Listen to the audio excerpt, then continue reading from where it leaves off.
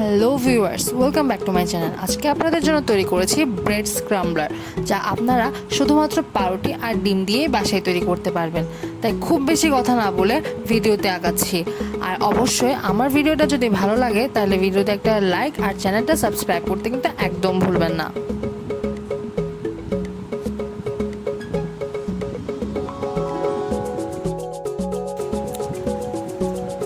আমি এখানে 4 পিস পাউরুটি ব্যবহার করেছি। পাউরুটিগুলো প্রথমে এভাবে করে লম্বা করে কেটে নিয়েছি, তারপর সাইডে আবারও কেটে নিয়েছি ছোট করে। আপনারা এখানে সাদা পাউরুটি অথবা ব্রাউন পাউরুটি যে কোনোটাই ব্যবহার করতে পারবেন। আর পাউরুটির সাইডগুলো কিন্তু ফেলে দেওয়ার কোনো প্রয়োজন নেই।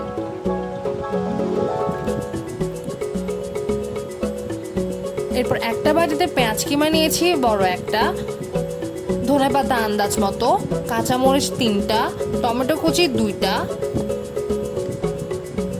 আদা রসুন বাটা 1 চা চামচ,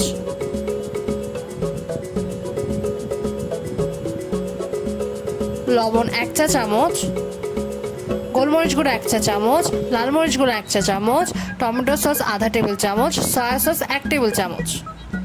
এরপর এগুলো আমি একটি চামচের সাহায্যে খুব ভালো করে মিশিয়ে নিব। এখানে আমি প্রথমে ব্যবহার করছি ডিম 2টা, কিন্তু পরবর্তীতে আমি আরও একটি ডিম ব্যবহার করেছি। আপনারা আপনাদের সুবিধা মতো ডিম ব্যবহার করবেন।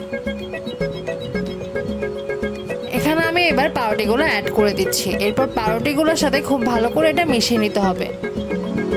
চামচ দিয়ে হালকাভাবে নেড়ে মিশিয়ে নিলেই হবে।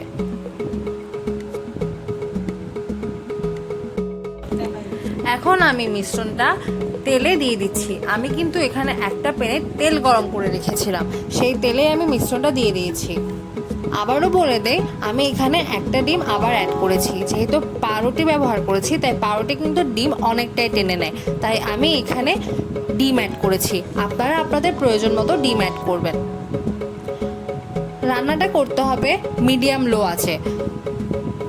নাড়ানো কিন্তু বন্ধ করবেন না, নাড়াতে থাকবেন যাতে প্যানের গায়ে এগুলো লেগে না যায়। এরপর 2 মিনিটের জন্য ঢাকনাটা বন্ধ করে দিচ্ছি।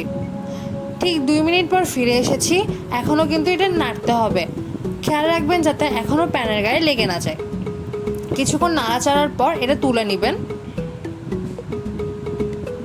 তৈরি হয়ে গিয়েছে আমাদের ব্রেড স্ক্রাম্বল।